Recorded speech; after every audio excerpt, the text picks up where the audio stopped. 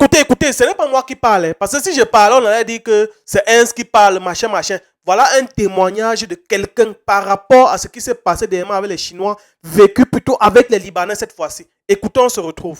Les Libanais qui sont au Cameroun et qui commencent déjà à se prendre comme des petits dieux, c'est quelque chose qu'on laisse et qui prend déjà de l'ampleur au fur et à mesure. Moi, personnellement, j'ai déjà été témoin de plusieurs cas d'abus des Libanais sur les Camerounais.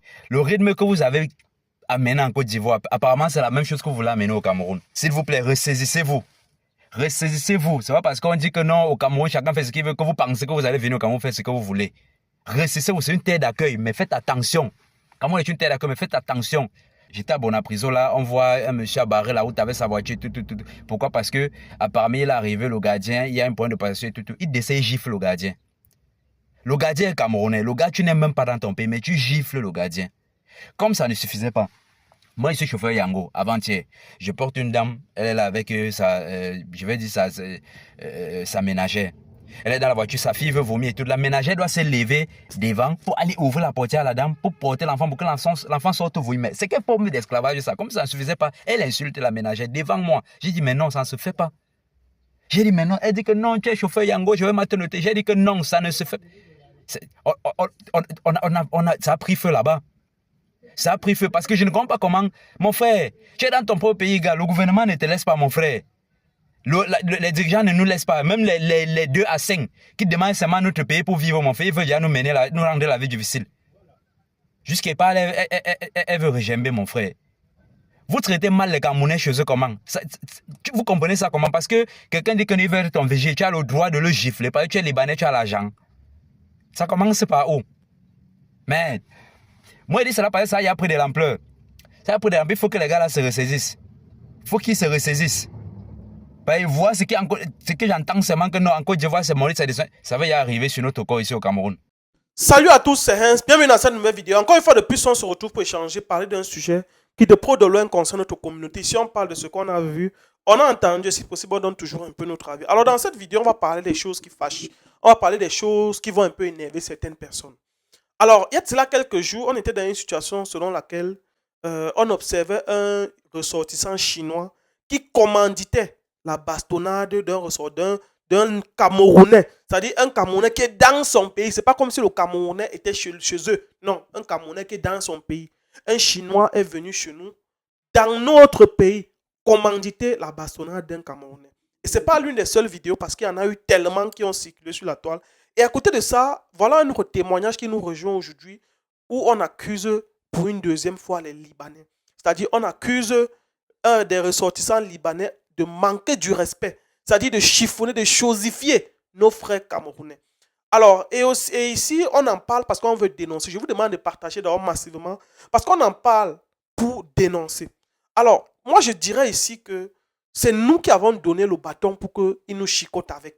Pourquoi est-ce que je dis ça? C'est un terme que j'utilise ici pour faire comprendre que si ces gars se comportent comme ça, c'est parce qu'ils sont arrivés dans notre écosystème.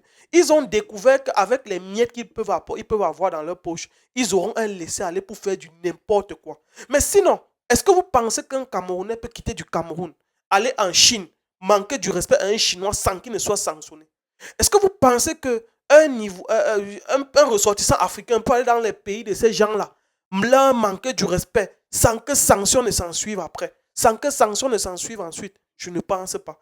Quand je dis c'est nous qui avons donné le bâton pour qu'ils nous chicotent, je m'explique très simplement. Comment comprendre qu'un Libanais ou un Chinois qui vient faire du commerce au Cameroun est en même temps grossiste et détaillant? Je m'explique.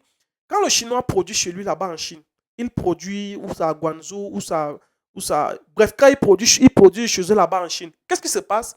Les Camerounais qui d'ici et partent acheter chez eux en gros, payent le transport, payent la douane, arrivent, payent les impôts, payent les taxes, payent les employés, payent le local, payent ci, payent ça, payent tout ce qui est autour avant de commencer à vendre pour s'en sortir. Or, lui, il est d'abord grossiste. Il paye son transport, ça arrive, il retire à la douane. Je ne sais pas combien il paye, je ne sais même pas comment ça se passe. Il retire. Quand il retire leurs marchandises là, ils viennent, au lieu d'être grossistes pour faciliter la tâche aux locaux qui sont déjà là, ils sont encore détaillants de leurs propres marchandises qu'ils ont eu à bas prix là-bas.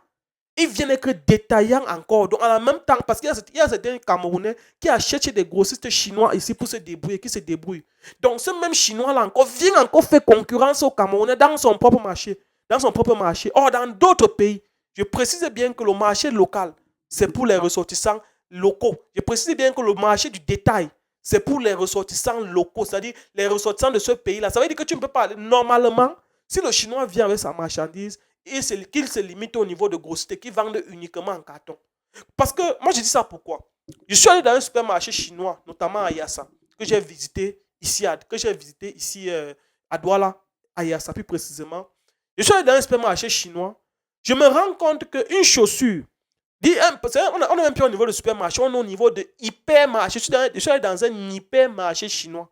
On se rend compte qu'une chaussure que Chocos va vendre peut-être après avoir payé ses impôts, ses taxes, ses employés, son local, tout à 12 000. Le Chinois revend la même chaussure à 9 800. C'est-à-dire qu'il livre en gros à Chocos. D'abord, Chocos prend, il met sa marge, il se bat avant de vendre à 12 000. Mais lui, il vient encore faire concurrence à Chocos. Il casse les pieds de Chocos en vendant la même chaussure à 9 800. Comment vous voulez qu'à un moment donné, l'économie tourne? À ce moment donné, ils se rendent compte qu'ils peuvent faire n'importe quoi, ne va rien leur dire. Parce que peut-être qu'ils auront un peu d'argent, ils vont un peu négocier avec 2, 3, 4 personnes. Là. À un moment donné, ils se disent qu'ils peuvent faire n'importe quoi. Ce qui fait en sorte qu'ils ne vont plus respecter les Camerounais. Et de quoi, ce qui va se passer, c'est qu'ils vont payer nos frères camerounais 70 000, 60 000, 50 000. Comme, ils vont payer 50 000, 70 000, 60 000. Or, ils sont en même temps grossistes détaillés, ils se font double marge dans notre territoire. Or, ce qu'ils devraient faire, c'est que normalement, une loi devrait les imposer que s'ils ouvrent un hypermarché ici au Cameroun pour être détaillé, ils doivent commencer à payer les gens à partir de 250 000. Ça veut dire que quoi? Parce que si on doit mettre ça de telle manière qu'il soit détaillé, de telle manière que pour qu'un Chinois qui décide de venir détailler sa marchandise au Cameroun, on met les conditions tellement hautes que même lui il dit qu'il ne s'engage pas. Parce qu'il vient de faire une triple marge. Parce que quand tu achètes chez lui, il gagne déjà. Quand tu achètes en Chine, il gagne déjà. Maintenant, quand il transporte, il vient ici avec des grossistes, il gagne encore. Maintenant, quand il vient encore avec des détaillants, il regagne encore. Donc, il gagne à 3 niveaux sur le même produit. Et il va payer nos frères camerounais 70 000. Ils vont commencer à les chiffonner comme il les chiffonne là. Normalement, quand ils viennent ouvrir des hypermarchés ici pour commencer à payer un Camerounais, ça devrait être normalement à partir de 150, 200 000. Mais comme je ne sais pas ce qui se passe, c'est pour ça que j'ai dit, c'est nous qui leur donnons la chicotte pour qu'ils nous chicotent avec. Parce que s'ils venaient dans notre pays, qu'on les imposait les conditions extrêmement strictes, je suis sûr qu'ils respecteraient mieux le Camerounais. Mais quand ils vont venir, ils savent qu'ils vont te donner 70 000, que tu as besoin de 70 000, ils vont te chiffonner. Pour ça, vous allez voir une dame comme celle dont le monsieur a énoncé dans la vidéo là. Une dame comme celle-là, c'est pas que les moyens lui manquent pour bien payer une Camerounaise, non. Mais c'est parce qu'elle sait qu'au Cameroun, les Camerounais souffrent. Ils ont déjà ça dans leur tête, dans leur mentalité. Du coup, ils font avec la souffrance des Camerounais. Or, ce sont des étrangers qui viennent se faire énormément de bénéfices. Ils devraient mieux payer les Camerounais que ça. À un moment donné, ils ne peuvent pas nous respecter parce qu'ils savent que avec ou sans leur argent, on a besoin de ça. Certaines personnes ont besoin de ça pour vivre, pour s'en sortir. Et raison pour laquelle on souffre dans l'environnement camerounais dans lequel on est. Moi, je me pose une seule question. Avec ce qui se passe, que je vois les Chinois à être partout à Douala, parce que quand tu es à Douala, dans presque tous les carrefours de Douala, il y a désormais les magasins chinois. Il y a désormais à Sokaver, ils sont là. À CCC, ils sont là. À Yassa, ils sont là. À la douche, ils sont là. Ils ont pris des immeubles, ils sont partout. Je vous dis, dans 5 ans, les commerçants locaux ne vont plus s'en sortir. Parce que vous allez apporter vos marchandises. Parce que vous partez acheter chez eux, vous ne pouvez pas les battre ici.